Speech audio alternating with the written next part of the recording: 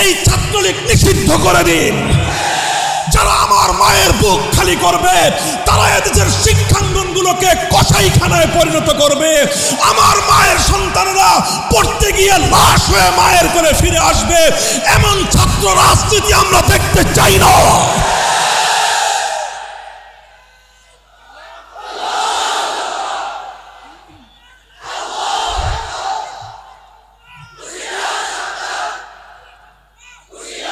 সংগ্রামী সাথী ও বন্ধুগণ, জানি এই কথাগুলো হজম করা বড় কঠিন আপনাদের জন্য। জানি এই কথাগুলো বলবার দায়ে আমাদেরকে অভিযোগের কাঠগড়ায় দাঁড়িয়ে যেতে হবে। কিন্তু একবার চিন্তা করুন সেই সন্তানহারা মায়ের কথা।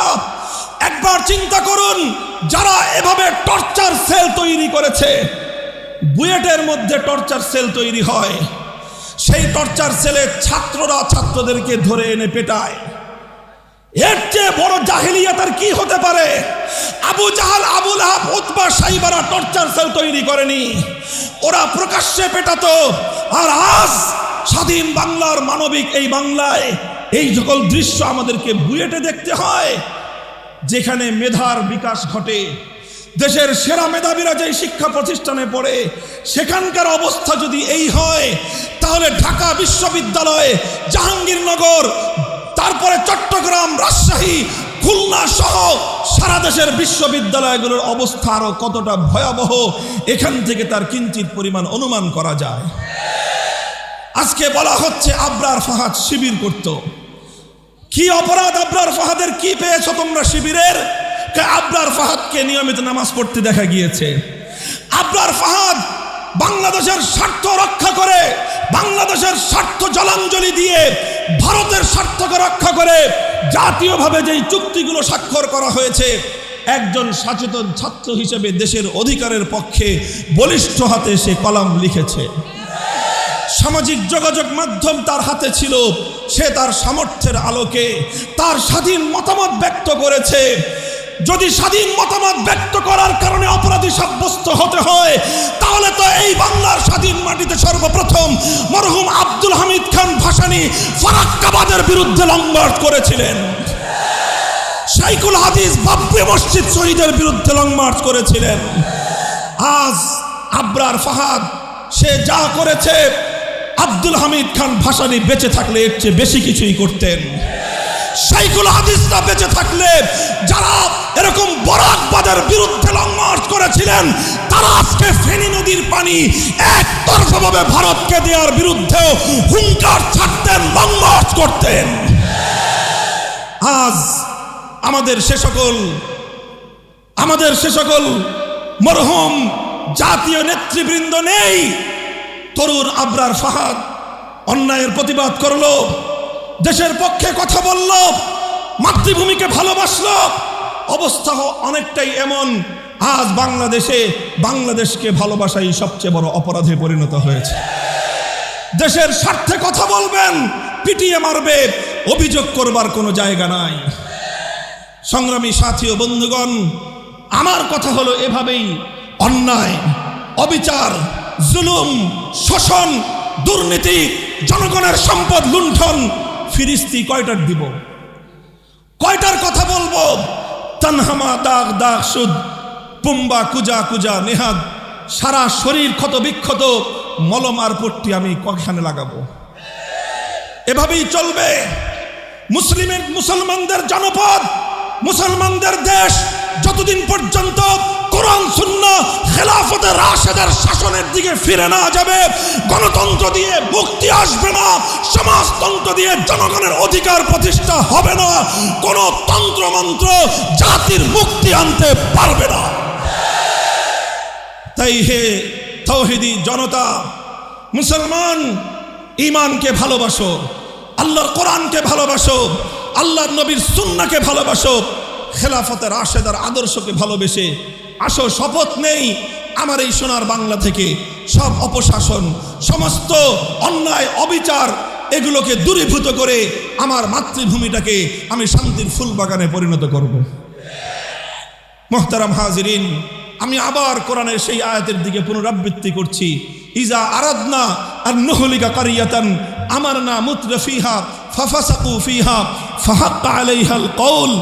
যখন এভাবেই নবীর বিরুদ্ধে কটূক্তি হয় ব্রাহ্মণবাড়িয়ায়, যখন এভাবেই নবীর বিরুদ্ধে কটূক্তি হয় বোরহানউদ্দিনে, যখন এভাবেই আবরার ফাহাদরা নিহত হয় বুয়েটের মাটিতে, যখন এভাবেই নুসরাতরা নিহত হয় এই বাংলার জনপদে, যখন এভাবেই ফেলানিরা ঝুলে থাকে আমার সীমান্তের কাঁটাতারে, একটার পর একটা যখন এভাবে অন্যায় ঘটতে থাকে, তার প্রতিবাদ হয় না, তার প্রতিকার হয় না, তখন সর্বশেষ আসমান থেকে খোদার গজব নেমে আসে।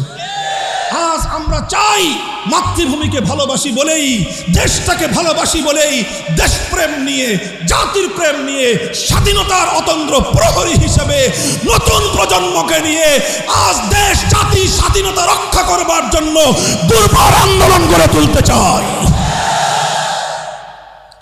সেই আন্দোলনের ঠিকানার নাম বাংলাদেশ খেলাফত যুব মজলিস।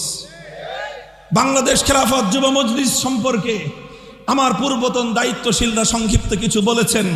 আজকের এই পরিসরে খুব দীর্ঘ কোনো কথা বলার অবকাশ আমাদের নেই।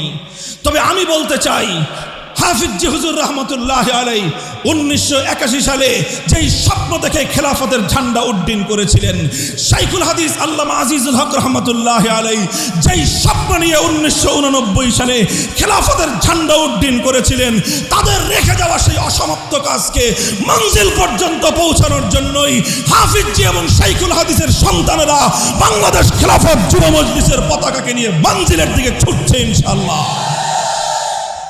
বাংলাদেশ খেলাফত যুব মজলিস শুধুমাত্র রাজনৈতিক সংগঠনের নাম নয়। বাংলাদেশ খেলাফত যুব মজলিস শুধুমাত্র বিশাল বিশাল সম্মেলনের মাধ্যমে শোডাউন করার কোনো মঞ্চের নাম নয়। আজ এই মঞ্চে দাঁড়িয়ে বিশাল সম্মেলন, আমরা অনেকেই আনন্দে উদ্বেলিত, আমরা অনেকেই উদ্বেলিত, আনন্দের আতিশয্যায় আমরা অনেকেই মোহিত। কিন্তু আমি বলতে চাই, বাংলাদেশ খেলাফত যুব মজলিসের কাছে বিশাল সম্মেলনের এই সফলতাই এটা সাফল্যের একমাত্র মানদণ্ড নয়। বাংলাদেশ খেলাফত যুব মজলিস এদেশে যুব এবং তরুণ প্রজন্মকে আগামী দিনের ইসলামী আন্দোলনের দায়িত্বশীল হিসেবে গড়ে তুলবার জন্য এক দীর্ঘমেয়াদী সংগ্রামের পথ বেছে নিয়েছে।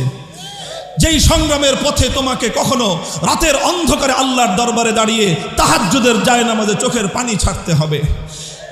যেই সংগ্রামের পথে তোমাকে প্রতিনিয়ত নিজের আমলকে পরিশুদ্ধ করার মাধ্যমে, মানুষের জনসেবার মাধ্যমে তোমাকে আল্লাহর একজন মুমিন খালেস বান্দা হিসেবে, নবীর সাচ্চা সুন্নতের অনুসারী একজন উম্মত হিসেবে গড়ে তুলে তিল তিল করে তোমাকে ইসলামী আন্দোলনের কর্মী হিসেবে তোমাকে গড়ে তুলতে হবে। আমাদের নিয়মিত কর্মসূচিগুলো রয়েছে। আজ এই সম্মেলনে যেভাবে আমাদের জ্বালাময়ী বক্তব্য শুনবার জন্য তোমরা বিপুল পরিমাণে জড়ো হয়েছ, এই জড়ো হওয়ার চেয়েও আরো অনেক বেশি আনন্দিত আমরা হব, আরো অনেক বেশি সাফল্য আমরা পাব যদি এর কিয়দংশ অন্তত আমাদের তরবিয়তি সফরে 3 দিনের জন্য আল্লাহর রাস্তায় গিয়ে নিজেদেরকে আল্লাহর দ্বীনের সৈনিক হিসেবে গড়ে তুলবার জন্য জীবনের সময় লাগানোর জন্য যদি প্রস্তুত হয়, আমরা আরো আনন্দিত হব, আমরা আরো সাফল্য খুঁজে পাব। এই বিশাল সম্মেলনের অন্তত 1/10 প্রতি মাসে আমাদের ইসলাহী মজলিসের সব গুজারিতে গিয়ে শেষ সাথে আল্লাহ আল্লাহ জিকিরে যদি তারা শামিল হয়।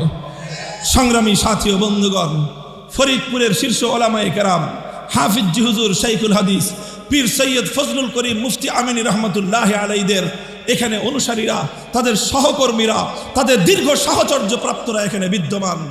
তাদের কাছে আমরা বিনীত অনুরোধ করছি, আপনারা শুধুমাত্র বাংলাদেশ খেলাফত যুব মজলিসকে বাহবা দিবেন না, আপনারা শুধুমাত্র বাংলাদেশ খেলাফত যুব মজলিসকে সমর্থন দেবেন না। আমি আজ শাইখুল হাদিসের সন্তান হিসেবে আপনাদের কাছে দায়িত্ব এবং আমানত রেখে যাই, খেলাফত যুব মজলিসের প্রতিটি অ্যাক্টিভিটি, প্রতিটি কার্যক্রমকে আপনারা মানদণ্ড দিয়ে বিচার করবেন। যেখানে ভুল দেখবেন শুধরে দিবেন, যেখানে অতিরিক্ত আত্মপ্রদর্শনী দেখবেন, কেউ নিজেকে নেতা হিসেবে জাহির করতে চায়, ওকে ডাক দিয়ে শুধরে দিবেন। যাকে দেখবেন নিজের আত্মপ্রদর্শনীর জন্য যুব মজলিসের ব্যানারকে ব্যবহার করছে, আপনারা তার হাত থেকে যুব মজলিসের ব্যানার কেড়ে নেবেন, আমাদেরকে সংবাদ দিবেন, আমরা তার বিরুদ্ধে সাংগঠনিক ব্যবস্থা গ্রহণ করব ইনশাআল্লাহ। সংগ্রামী সাথী ও বন্ধুগণ, সর্বশেষ কথা হলো, আজ